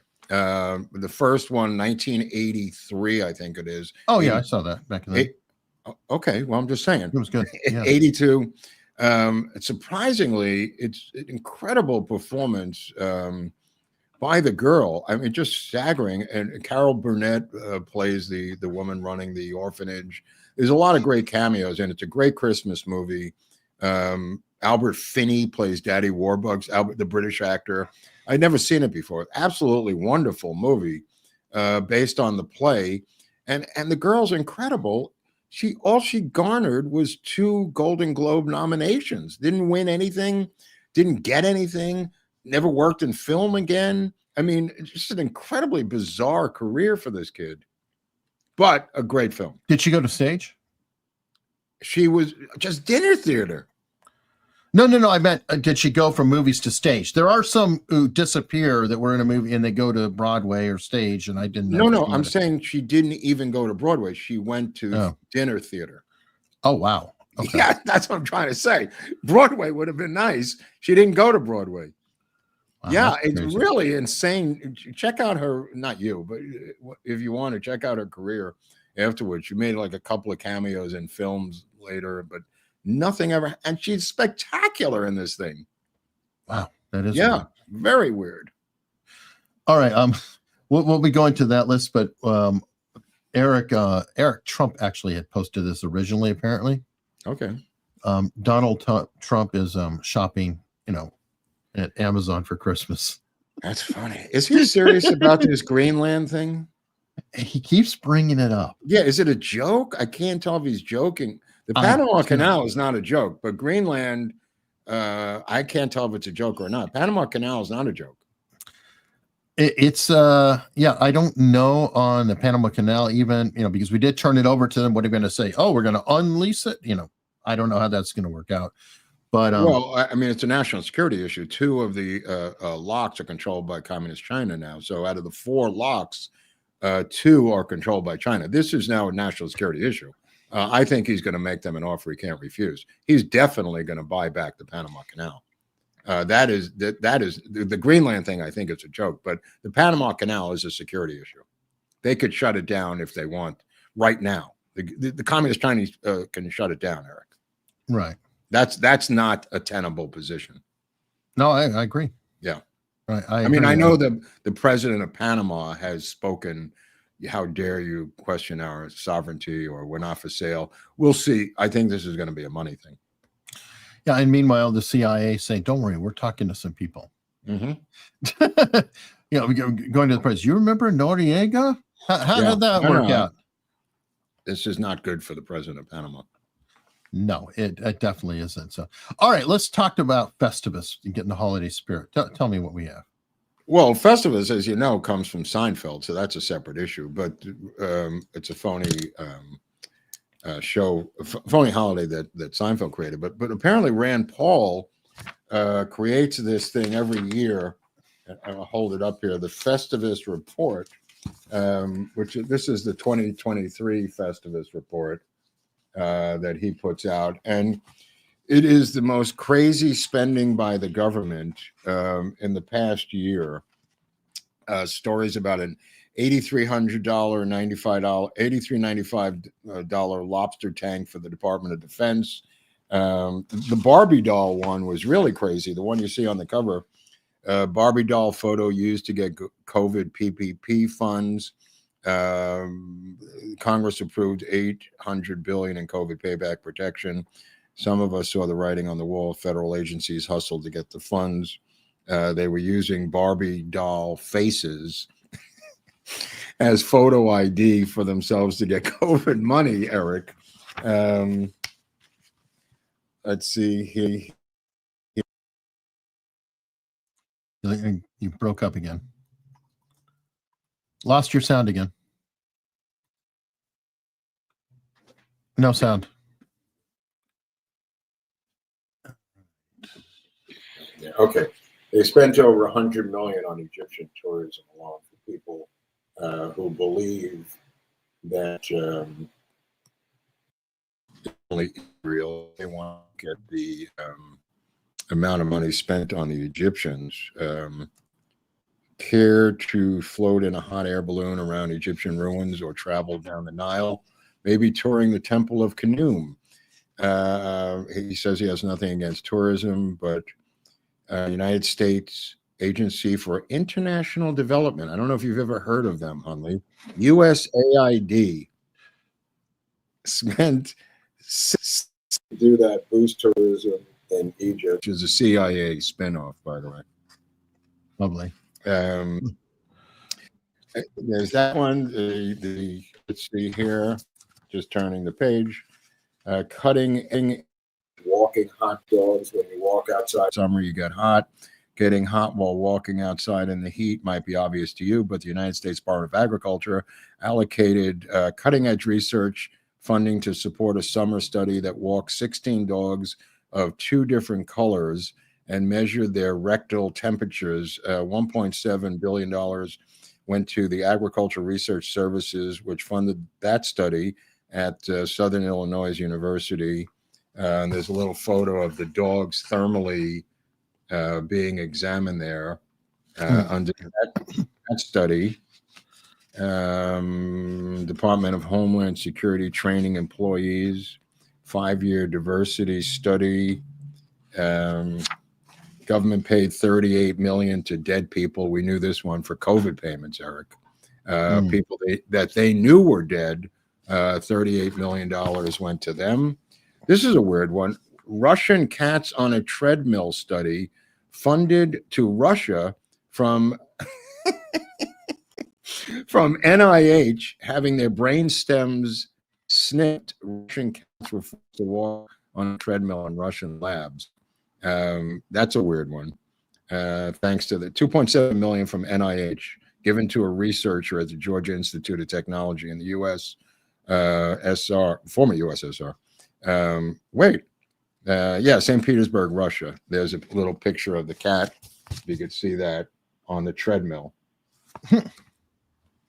Well, cats have to exercise. That's important. As a guy who shares cat memes, I can't get too upset. No. Absolutely. Anyway, Rand Paul puts this out every year of some of the craziest expenditures, but this is one of my favorite. A real fake DHS graphic novel about disinformation that looks surprisingly like something out of a fumetti from National Lampoon. The DC Comics won't be adding these taxpayer-funded comic books from America's Cyber Defense Agency to their repertoire anytime soon. Using the tired old trope disinformation, they put out comic books on how to deal with this information pandemic. First Amendment is kryptonite to our government censors, apparently. This is a good one. The meth head monkeys. Everyone loves meth head monkeys. National Institute of Health funded research, University of Mississippi Medical Center gave lab monkeys meth, Eric, in the morning and tracked the monkeys' sleep habits through implanted wire leads running subcutaneously from the head incision to the eye orbit, exiting the eye orbit from underneath the upper eyelid, Hunley. The study was funded by four grants, NIH, brought to the attention of Rand Paul. Over 100,000 Americans die of meth overdoses. Our nation's first responders and family struggle with NIH. They gave $12 million in NIH grants to test the sleep habits of monkeys giving meth in the morning. And there's a little, you got it there. Okay, good. Yeah. I mean, these are crazy. These are crazy. Yeah, wow. 400 million for political campaigns. This is 2023, by the way. He's bringing out this year's right now. Right. Oh, what about this? Gambling for drinking water? The monkey casino? 2 laboratory monkeys at the University of Minnesota faced high stakes as their access to drinking water hung in the balance contingent upon their willingness to embrace what researchers termed gambling, to study the region of the brain that impacts risk-taking choices. Parts of the monkeys' skulls were removed, Eric, and their brains were injected with tracers and monitored as they gambled between 2 different options presented to them on 2 screens. Test subjects were given a low-risk, low-reward choice and a high-risk, high-reward option, with the monkeys choosing choosing risk over reward more than 70% of the time. $1.8 million grant from the National Institute of Drug Abuse and a $1.9 million grant from the NIH about these monkeys. And there's a picture there of one of the monkeys actually in the study. That's one of the monkeys that was having a cigar, and that's sick. I mean, it's well. This one made the national news about the SBA's $200 million ticket to Backstage. This money was family. It was local concert venues. Sadly, SBA failed to deliver. Business Insider identified dozens of famous music artists and touring companies that received over $200 million through the SBA business loan. Shuttered venue operators Operators Grant Program. So-called small business owners, Eric, you see them on the right there, Mhm. include Lil Wayne, who loves codeine cough syrup, which is considered drank. Chris Brown, who has never seen a Rihanna he didn't want to punch. Smashing Pumpkins, who love to smash pumpkins. 10 million each, Eric. 10 million each to Lil Wayne and Post Malone. Even Nickelback didn't ask for a Nickelback, received $2 million, never got a Nickelback. Some other bands, Usher, 3.1 million. Melissa Etheridge, 3.9 million because she refused to tour during COVID. Common, who's not a bad actor, $2.8 million in relief. Korn, how about Korn out of New Jersey? Holy crap. Jeff Quantinus's former band that he used to manage, the partner of Steve Bannon. Nickelback, Becky G, I don't know, Leanne Rhymes, 2 mil. Holy crap. Well, I mean, we're in the wrong business. We're in the wrong business, bro. But Dr. Fauci's 477,000 transgender monkey study. What about this one? Oh my I God. think that's the next one. Yeah. Under Dr. Fauci, the National Institute of Allergy and Infectious Diseases was back in business, wasting your money and torturing animals. This time, he loved the beagles too. Remember that? He was big on the beagles. I forgot about the beagles, Eric. Yeah. Holy crap. This guy's got animal torture all over him. Mhm. NIAID is using 477,000 of your tax dollars to fund the forced feminization of male rhesus monkeys, utilizing taxpayer, blah, blah, blah. They set out to examine what would happen if female hormones were given to male monkeys, Eric, after receiving the hormones and killed, I guess. Biopsies from the forced feminized male monkeys were tested to see if they were more susceptible to HIV. The lab worked to make male lab monkeys transgender, quote unquote. I don't know how they did that, to address social injustices, quote unquote, suffered by transgender persons, quote unquote, such as, quote unquote, transgender women, TGW individuals who were assigned a male set at birth but expressed their gender along a female spectrum. All right, moving on to the next thing. That's disgusting. Oh, I like that one. Of course you do. Well, here, let's go to the last one.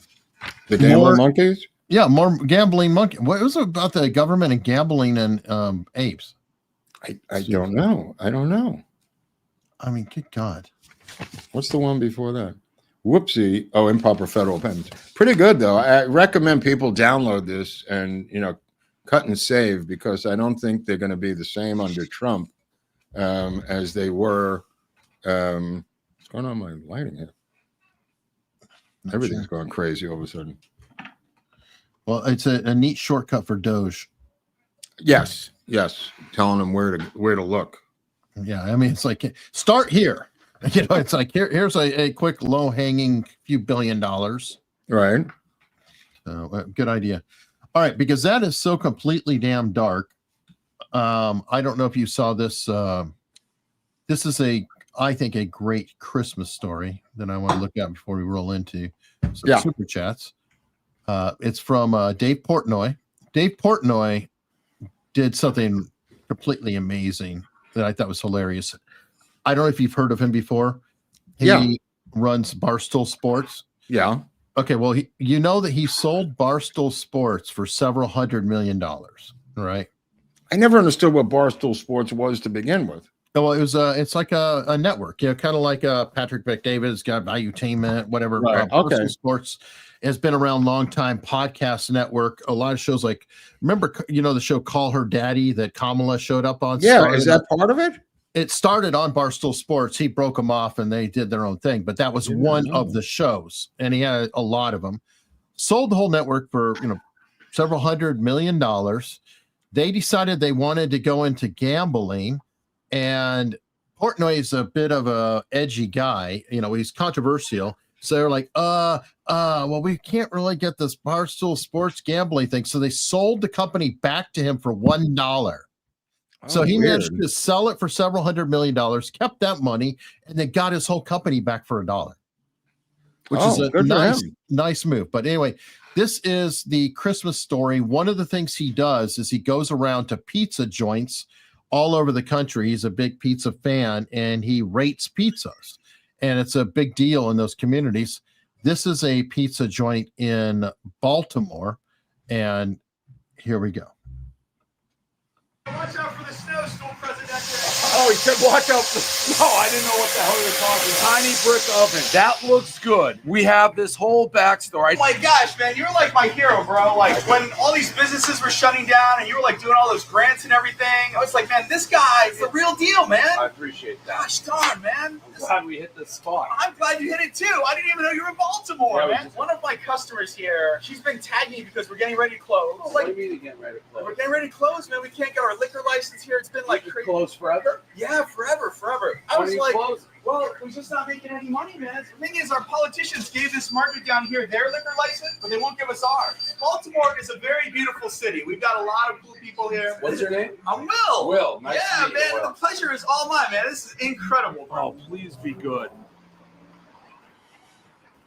Okay, there's no way this place should be going out of business. None. That guy was the most upbeat guy you're ever going to have. Christmas spirit will. Every purchase supports a veteran. Closing December 25th unless you help us. tinybrickoven.com/support. Can I ask you something? Yes, sir. How much money do you need to stay open for like a year? It's a really good question. I'm not sure. Well, if there's somebody super rich right in front of you.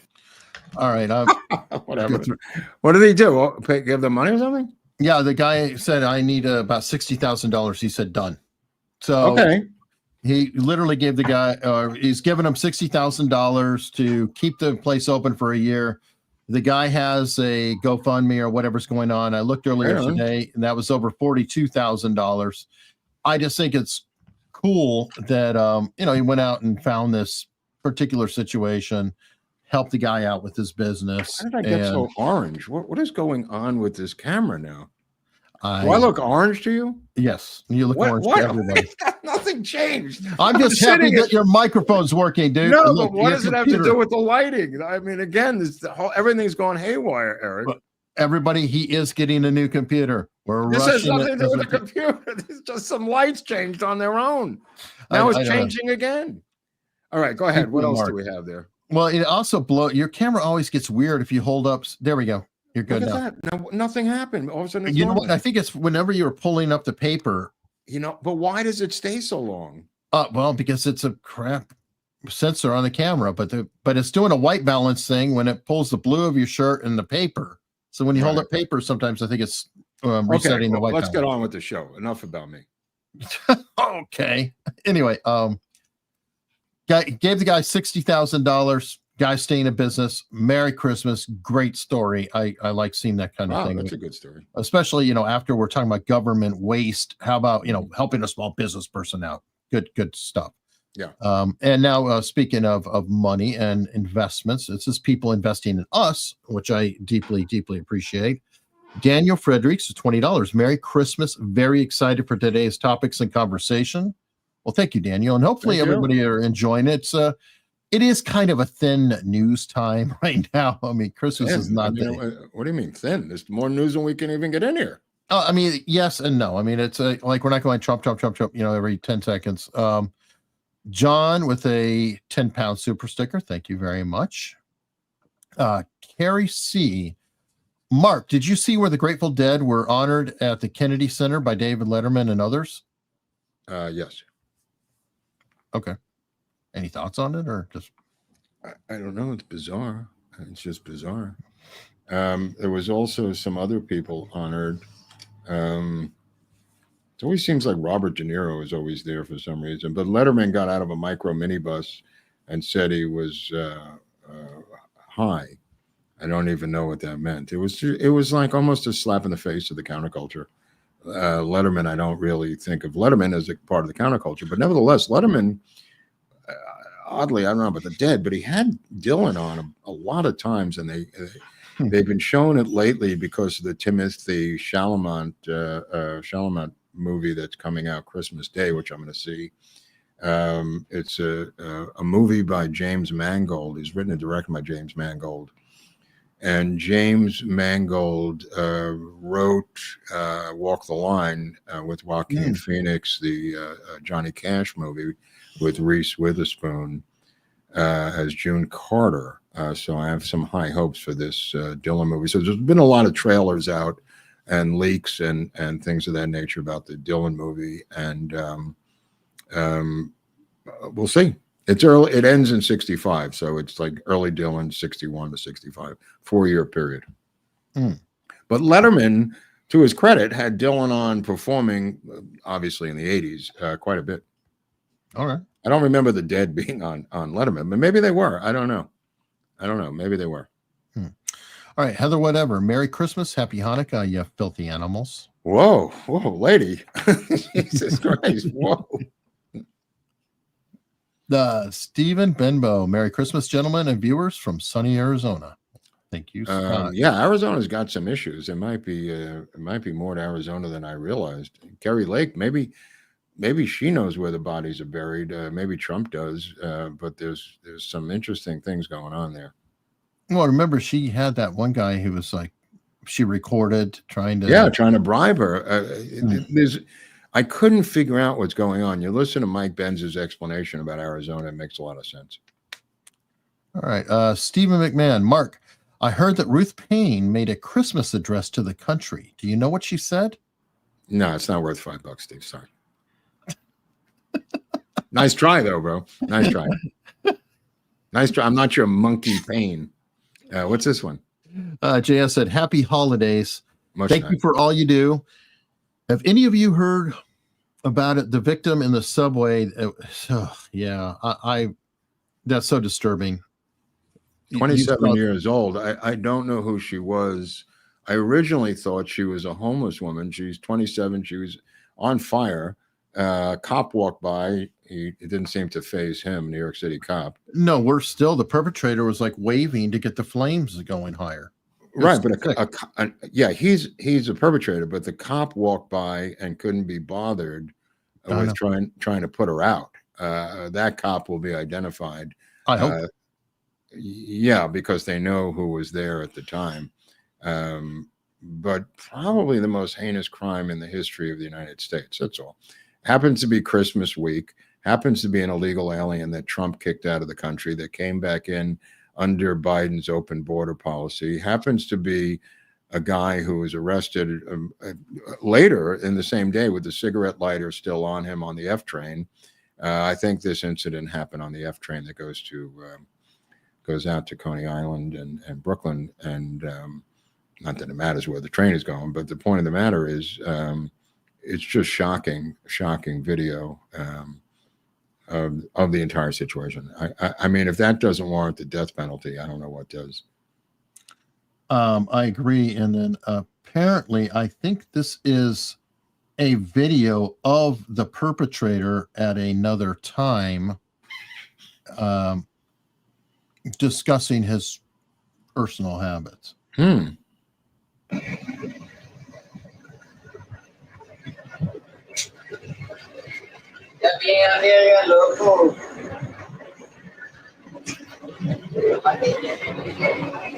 What's he saying? It's in Spanish. I can't. Oh, all right. What point? There's no point in that. You can see he's on. I believe he's on K2 drinking. He did both of these. Okay. I drink my beer as I please and live what I. Oh, I see. Right. Oh, he's high as a kite. Yeah. Yeah. Apparently, he was on his way out right before he did this to her. Okay. So this you can't. I mean, this is the end of the depravity of one of the most permissive administrations in the history of the United States, the 4-year Biden administration. The permissiveness ending, or not even ending, with the pardoning of these death row federal people. This incident, all of these incidents occurring as this permissiveness continues to spiral down to January 20th. Yeah. Yeah, including international developments, domestic developments, urban developments, all of these things under this president's watch, who nobody even knows where he is. I mean, this thing is, we've all accepted this now. We've all What's the accepted this. longest damn 2 months in the history of? Well, they're not done yet. You still got a little under a month coming. Can you imagine if this was like it was March or April? That Well, Trump would that's be what it coming in? used to be. That's what we were I talking mean, about. It used to I be know. March, and now they shortened it to January 20th. It may just have to give them the goddamn thing when you win the election.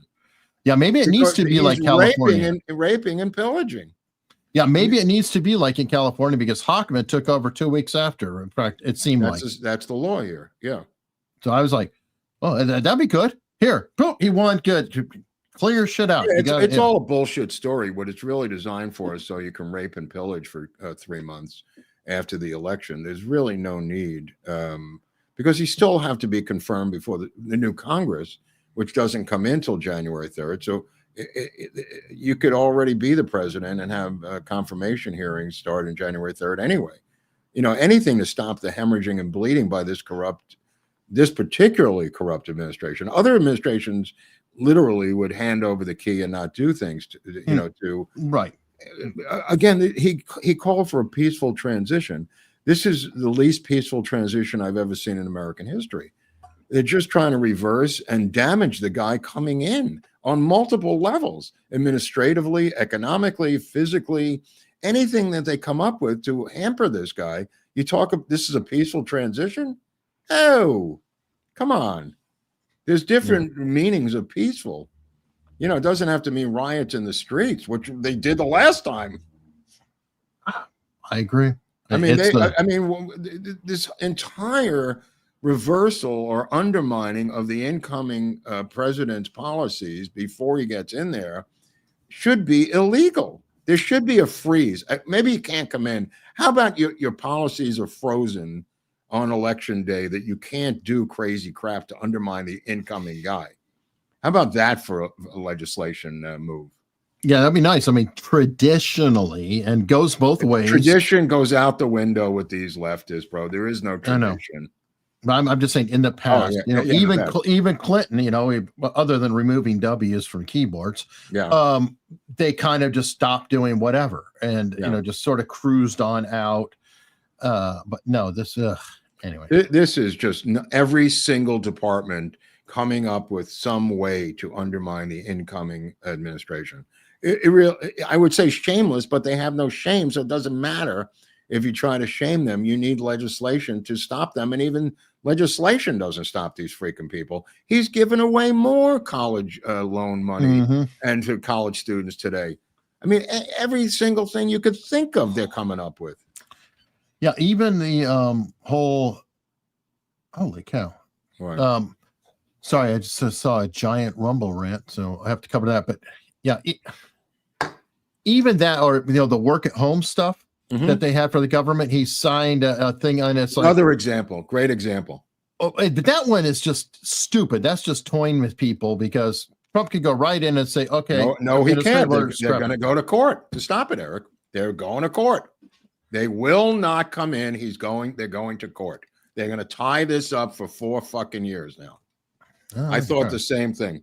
They are going to sue, and then the union, whatever the union they're in, has said we will go to court to stay home and not have to work in an office. If I recall, and this could be wrong, there is precedent that came under Biden because of Sean Spicer was talking about how Biden just fired him. You talking about Reagan or no. Sean Spicer was still working for the government. He wasn't a oppressor. He was doing something else. And Biden just cleared him out and just fired him. Okay, well, maybe they didn't sue. Maybe they should have sued. Well, no, he did sue and they lost. And so that's the legal precedent. So it's possible that Trump could turn it around and say, no, this is the policy. If you don't come into work, you're fired. Well, I certainly hope so. But I'm just saying, I hope it works. I hope so, too. I mean, it's getting crazy. Something like only 18% of them come into the office anymore. You know that. The numbers are so low, it's ridiculous who do come in. Right. I think it's about 15% show up, Eric. It's not just these recent people. This has been going on since COVID. True. Let me see. My real name gave a $5 Rumble rant saying, after Christmas Vacation, the great Jeremiah Chekik directed Benny and June and a few episodes of Gossip Girls, among other unknown TV shows. That's what I was talking about. Making my point. Thank you. Thank you. Freddie65 said Merry Christmas. And then Alan came in hot with a $200 Rumble rant. Wow. What is going on over on Rumble? Is there a whole world over there of big donors? Well, this is Alan, and he just wrote, no strings attached. Happy holidays. YouTube sucks. Go Rumble/locals. Let me tell you something. YouTube does suck. I hope Rumble can rise up from where they are to the level of YouTube. I hope that last Thursday's meeting with the Google communist by Trump put the fear of God or whatever they fear over there in India into this Indian-born communist who runs Google, because they're doing this to everyone, and it's got to stop. It's got to stop. It'd be nice. I mean, especially, that meeting when they're showing up. I wonder if Elon's there half the time. Boy, I certainly hope so. Because I'm saying you would love to see Elon there saying, no, hey, we're not doing that on X, because he by the knows way, it. Benz goes into detail about Google and how it's run by the CIA. As the only one that's majorly run by the Central Intelligence Agency is Google. Well, they funded it in Stanford, didn't they? That's what he's talking about. Yep. Oh, okay. Yep. That's what he's talking about. All right. Sean Lucan gifted 10 America's Untold Stories memberships. Thank you, Sean. We do definitely appreciate that very much. MC, what do you think about James E. Files? I just heard about this, Eric. This could be something. Maybe he did kill the president. Maybe Files admitted that he killed the president, and it should be looked into by someone. Okay.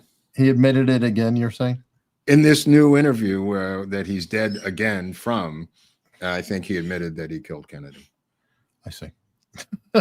So he should be the first one to look at, because he said he did it, and that could end a lot of aggravation on everyone's part, because this guy admitted he did it. All right, well, good. Christopher Ebdon is also interested to hear our take on James E. Files. Yeah, like what do you think our take should be about Files? He admitted he did it, so I have to agree with him that he killed the president. Why wouldn't I think that he did it? He said he did it. Case closed. Gerald Posner. Files said he did it. That means he did it. Get it? Oh, wait, no. Posner said Oswald did it. Right. That's wrong. That's well, that's not going to work out. But maybe Posner can come back with another book. Well, I don't know. Folks, Files did it. Files did it. He said so. Well, I don't know, though. But Chauncey Holt said he was there. So could he both be there? If you said you did it, chances are you didn't do it. I'm just saying. I watch Columbo episodes sometimes. Alan is a police officer. A lot of times people said they did it. The Son of Sam. I mean, how many false confessions of people out there when there's a celebrity killing? And Gonzalez knows this too. So does Alan, who come in and say, "Oh yeah, I'm the Zodiac killer, bro. I'm the Son of Sam." I mean, thousands, right?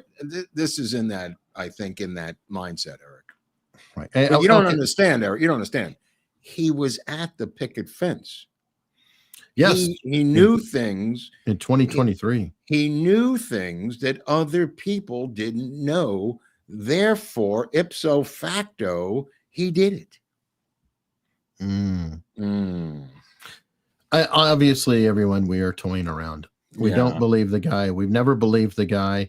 If you want to have some fun, the behavior panel did a full breakdown of one of his interviews. Oh, that's good to know. Definitely go check that out. There's Spartacus Educational has a nice breakdown. Yeah, he was called contradicting himself 25 years ago. He's been eliminated as a suspect 25 years ago. You people nicely, who have good intentions, are not hip to the fact, as Barnes pointed out about the USS Liberty. The people who were debating Barnes had not looked at the mid-90s intelligence reports that came out that were released by the CIA explaining details about the USS Liberty. he said that these people have just never seen him because they're locked into a 1960s, 70s, 80s debate. Then they never updated their knowledge, is what Barnes was saying about the liberty. I say that about JFK all the time. It's a very similar thing. There are updates to things all the time, books that come out, documents that come out, and I don't expect everyone to have read them at all. But I have. And so is Barnes about the liberty. There's also a scenario with JFK, and we do see it a lot in the comments where a typical comment would be, Mark, you are a liar, and you obviously did not read book X because book X said blah, blah, blah. And meanwhile, you're saying, and I know for a fact that Mark not only read book X, he read like 250 other books as well as book X. And there are articles on JFK's on Jim DiEugenio's website that, not by him per se, but other authors who will take apart books like savage animals. And it's recommended that you go there first to read about certain things like Judith Vary Baker, like James Files, like a lot of these discredited people, Chauncey Hall, Dorothy Kogallen. There's so many great articles of maniacs, and I mean that in a good way, who footnote everything, who explore everything, who write these articles, who are fanatics about the truth on Jim DiEugenio's website. And I recommend you go there first and not bother me with this stuff because they are far more aggressive than I am. But I'd recommend, you know, it's so funny. The city of Allen has a video up of her speaking there 7 years ago, Eric. Of course they do. Of course they do. That's just an example of that. And there's articles, and it's an industry. Yes. But it's funny. Every time an interview gets recycled, rehashed, or republished, or whatever, I will get probably 50 to 100 emails, DMs, posts, everything else about, did you see Chauncey Holt? Did you see the new James Files? Did you see this? Did you see that? So for some reason, the Texas Theater came up this week. I don't know why, but I started to, maybe it was Crawford. We were talking about the jacket. It was Paul Blau was doing an article about, that's what it was. Paul Blau is doing a deep dive on Crawford. And he was asking me questions about Crawford. He had seen the episode, and we talked about Crawford's jacket being found underneath one of the cars at the Tippit murder site. And I had traced the jacket. This was a number of years ago to Crawford. It was supposed to be Oswald's jacket. Oswald's jacket was found on the windowsill at the Texas School Book Depository a couple of days later. He had two jackets. One was blue. The other one was off-white. So they said that this was Oswald's jacket that they found underneath a car at a nearby car dealership. And the jacket didn't make any sense because it had a dry cleaning ticket in it, and they went to every dry cleaner in Dallas, and it didn't match. And it turned out that the jacket was sold in a place called Hollywood, California, in a specific store. And the guy who lived in Hollywood, California at the time was Crawford. And I allege that it was his jacket, and I still stick by that. And I still stick by that Crawford murdered J.D. Tippit. Whether it was to frame Oswald or for whatever reason, I think Crawford then fled to northern Wisconsin and was brought back by the FBI. And you can read about that in the Warren Commission. Of course, the Warren Commission just asks him repeatedly about who these phone numbers are in Ruby's phone book, having nothing to do with Crawford. But there is a great little bit in the Warren Commission report about Crawford where he says, I fled Dallas after the assassination so they wouldn't pin it on me. And the Warren Commission says, why would they pin it on you? And he realizes he's fucked up. And it was about the Tippit murder. It wasn't about the murder of JFK. It was the Tippit murder he fled from. And that's where I originally, many, many years ago, started to look into Crawford, was because of that mistake by Crawford and the lack of coverage by the Warren Commission, of course, changing the topic immediately back to Ruby's phone book. I don't know how we got on this topic, but nevertheless. I don't know. Let me see. Jenny's getting inky with it, saying regarding the shoplifting, I know gangs organize some of it. Yeah. But do they teach the law? Well, criminals tend to learn the law because they get busted so many times, and then they learn, oh, you can only do such and such, or you'll get that. And regarding the honey thing, I wonder if the Chase extension does the same thing. I don't know, but there's another company called Pi who was created by the founders of Honey, and it appears they're doing the same thing as Honey Pie. It's Honey Pie. I know. And Honey Pie is a honey pot with all the money. But Mark, I'm telling you that Honey has been around for maybe a decade, and it's been doing this, and it's just being figured out now. I don't know anything that you're talking about, Hunley. So I'll take your word for it. Okay. I don't know what you're talking about. Just don't install it. All right. Okay. All right. I'm with you. It steals from creators. Okay. All right. Diffuse 56. A happy holiday to you both, Eric and Mark. Thanks for all the fun and intellectual curiosity you've blessed us with. No question about James Files. What the hell, Hunley? Michael Hebner with a super sticker. Thank you very much. Hebner's been around. Hebner's been around. I mean, he's yes. Well, he's consistent. Let me put it that way. Which we do appreciate. I do appreciate Hebner. Diffuse 56. Hey, maybe we could send our most criminal illegal immigrants to Greenland. You know what? Make Greenland the new Australia for the United States. Greenland our own will Siberia. be a prison colony. No, but I'm saying like England did with Australia. I know. We could make Greenland the prison colony of the United States. Right, and it would be a Siberia. It's combined. Right. It's you got both. How long does it take to get to Greenland? Merry Christmas, Helena. I don't know. Isn't it between here and Europe? Yeah. So I just remembered Iceland is green and Greenland has ice.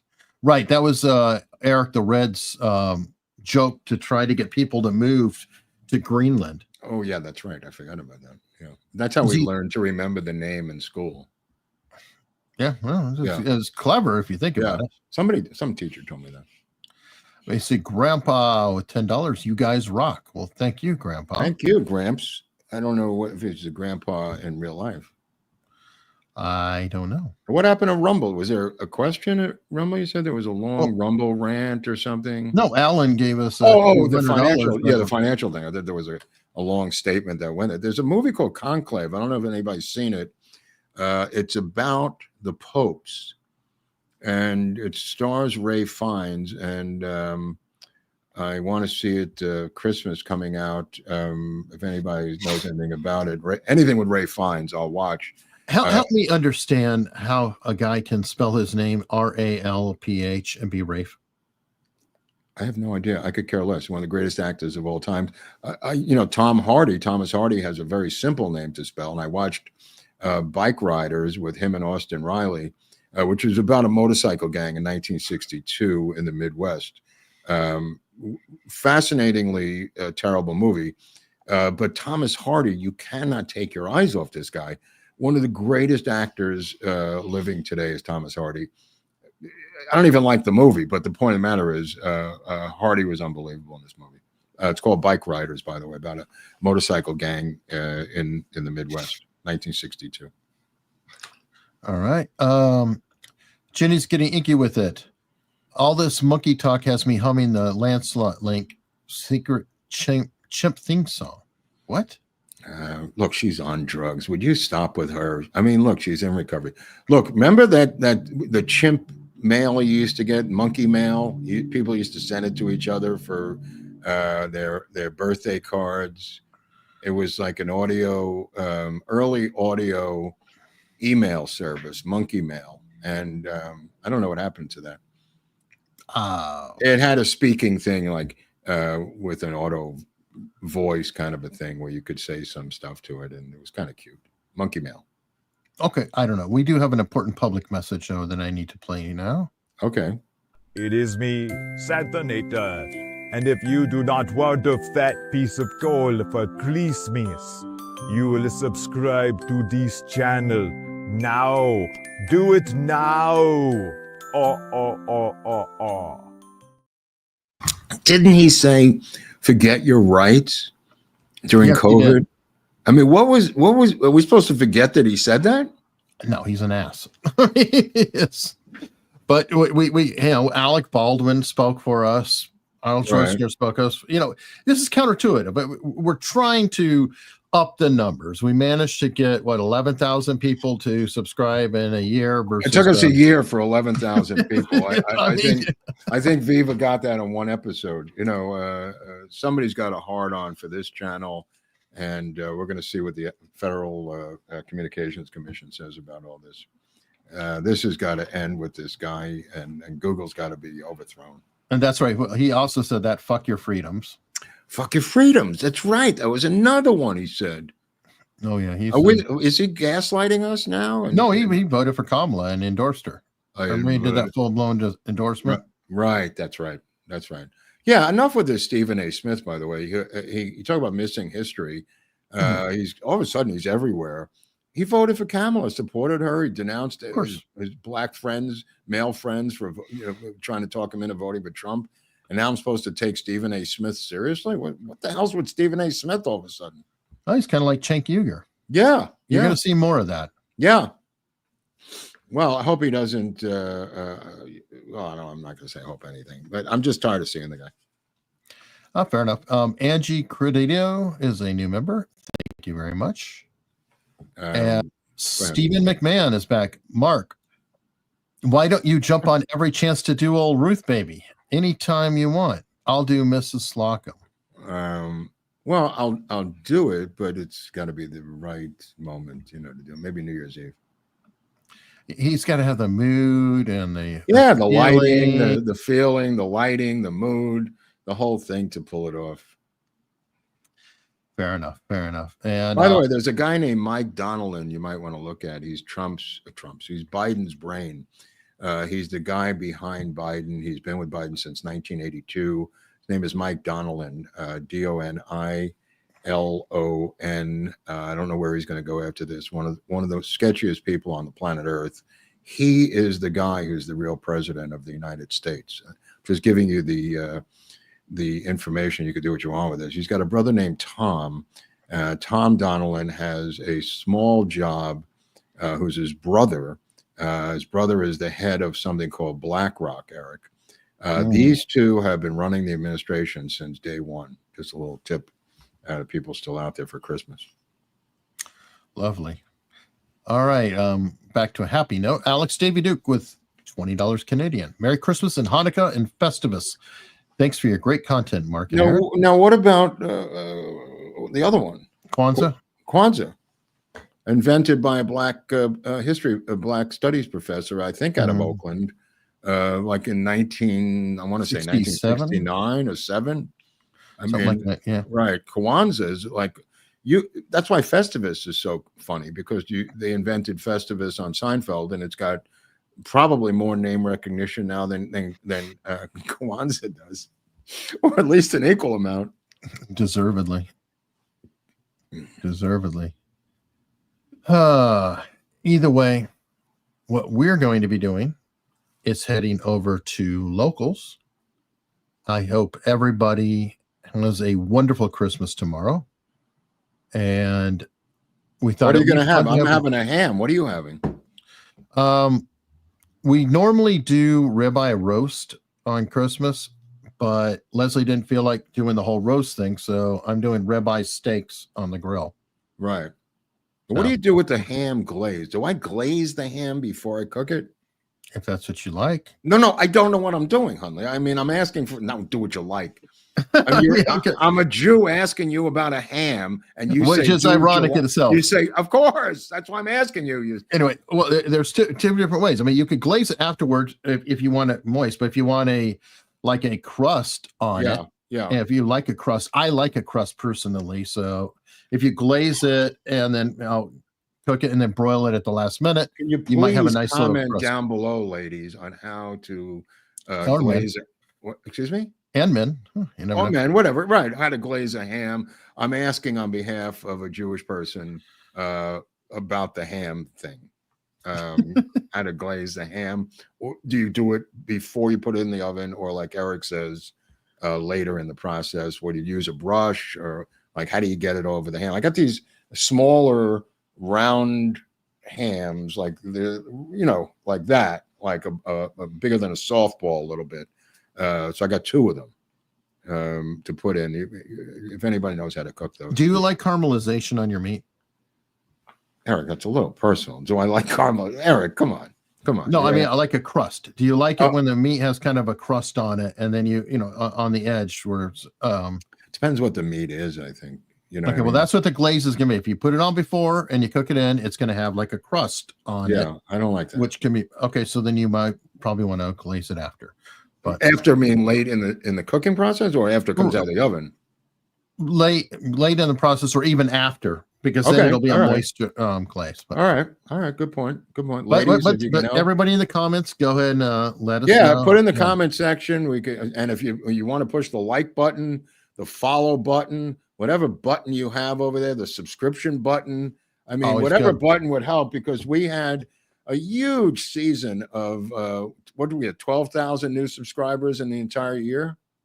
Yeah, it was such an incredible year. After 100,000, Google somehow saw us and said somebody's got to put a stop to this, which they did. 70 million views, 70 million, but only 12,000 subscriptions. It's probably a record for Google. Maybe they were trying to break their own record, which I think they did with Daniel Baldwin, who they could just yanked off the entire platform and asked for a review. And they reviewed and they said, yeah, we're keeping you yanked off the platform. And he didn't do anything but run videos from YouTube on his own show, and was pro-Trump, obviously. No, but you got the order wrong. Right. That covers that. Yeah. All right, well, folks, we're going to locals. There's a link in the description, unstructured.locals.com.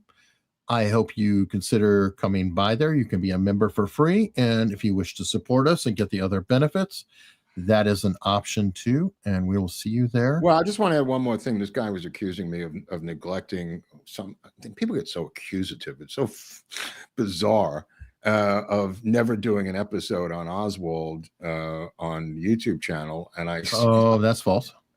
Right, but I also mentioned the fact about the Oswald miniseries AI radio drama, and I said there's 10, 11, 12 hours over there you could go amuse yourself with, before you accuse someone of doing something. But that is over there for paying members.